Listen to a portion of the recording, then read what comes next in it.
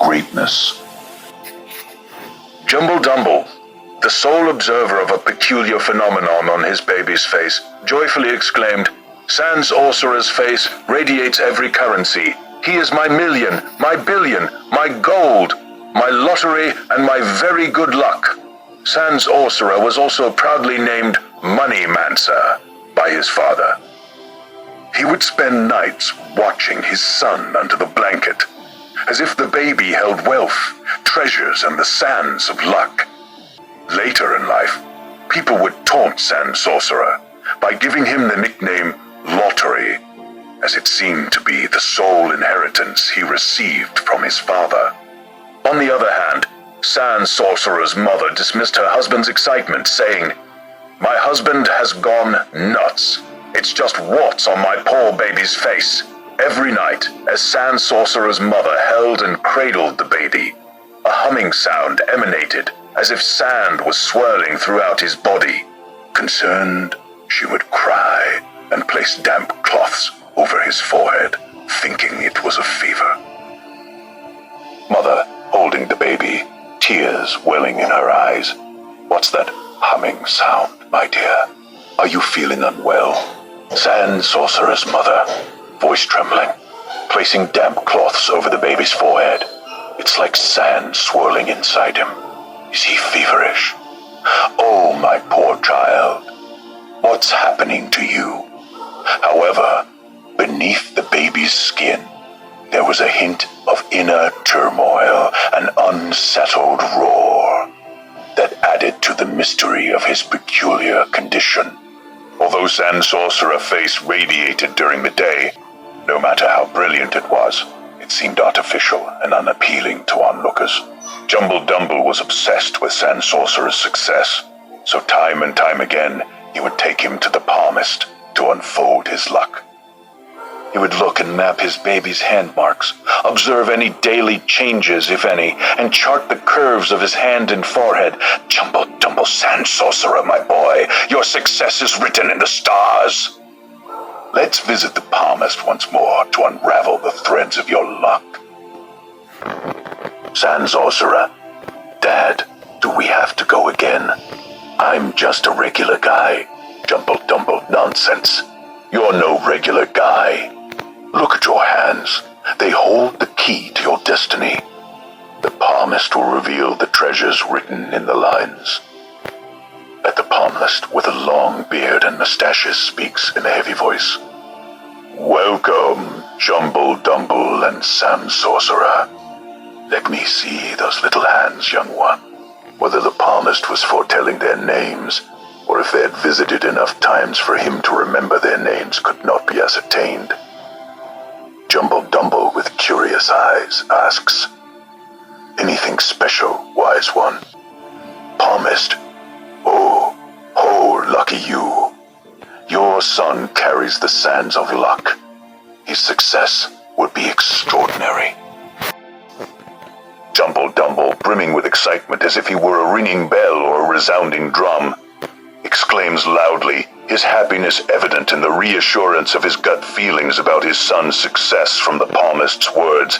"Did you hear that, Sandsorcerer? Extraordinary. We'll track every change in your hand, map every milestone throughout your life, from day to day, from year to year. Your success is our mission. Sandsorcerer, Dad, I appreciate your enthusiasm, but I just want a normal life." Jumble Dumble, normal. Sandsorcerer, you're destined for greatness. We'll chart the curves of your hand and forehead, observe every change. Your success is my obsession, my boy. Life often seems to favor those who inherit wealth and social status over those who possess raw talent or intellect. Despite a child's innate abilities, their future success is often determined by factors such as family background and societal influence. In the case of Jumble Dumble, his childhood was marked by abundance and privilege. As a child, he excelled in games and play, amassing a wealth of toys and trinkets that symbolized his prosperity. However, the unfairness of life became apparent as Jumble Dumble transitioned into adulthood. Despite his early accumulation of children's bank wealth, he found himself bereft of any familial inheritance upon reaching maturity. Struggling to make ends meet, he faced the harsh reality of financial instability. Perhaps these experiences left a lasting impact on Jumble Dumble's psyche, fueling his aspirations for his son, Sandsorcerer, to fulfill the wealth and prosperity that eluded him. Days passed into the common pool of mundane life, and nothing extraordinary happened. They remained poor, yet Jumble Dumble's excitement never waned.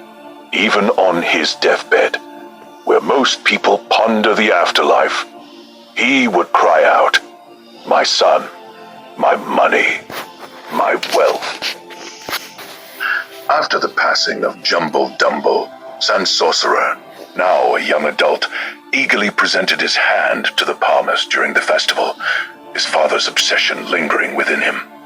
What the palmist predicted was unusual and seemed impossible. A prophecy of Sandsorcerer seizing power and experiencing unparalleled freedom in the world. However, as days passed, time brought only furrows and wrinkles to Sandsorcerer's face, instead of the prophesied events. Now, with Father Jumble Dumble long gone and Sandsorcerer himself on his deathbed, the unimaginably dreadful life he has lived stands in stark contrast to the greatness foretold. This prophecy has become a haunting presence in his life, a source of ridicule from others who mockingly say, "Destined to be great, a legend among the commoners."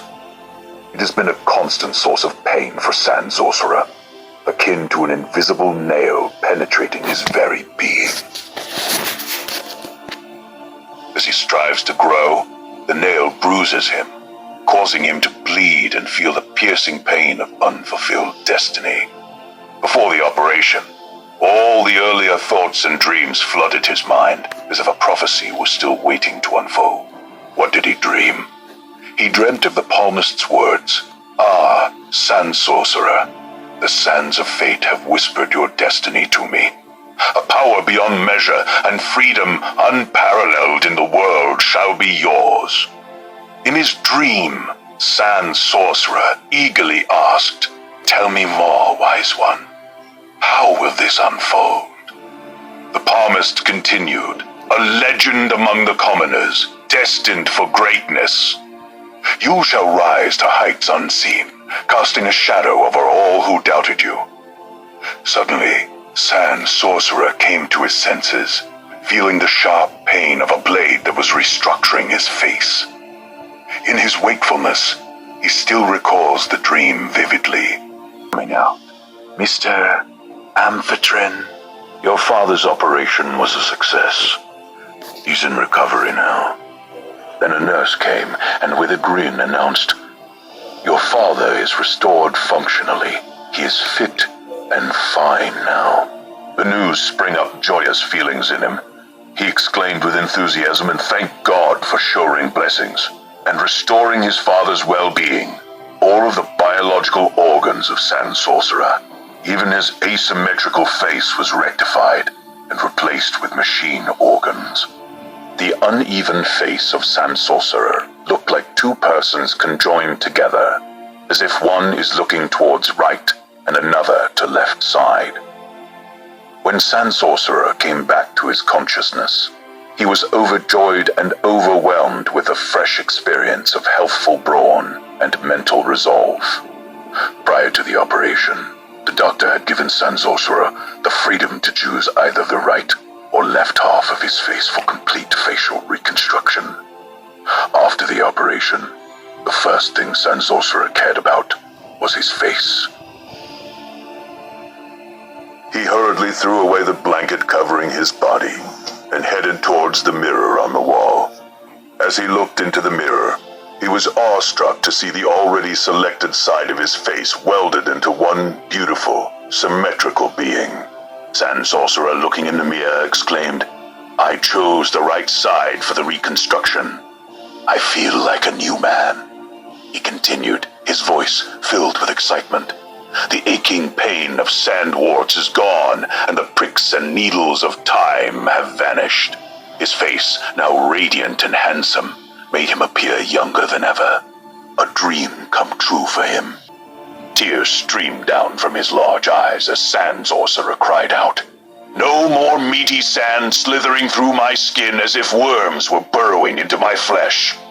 I am renewed, from now to eternity and beyond," he declared with conviction. The cries and laughter that followed were uncontrollable, as if he had weathered a storm behind his fleshy body. His ugly face and meaty body served as a veil or mask, filtering his behavior.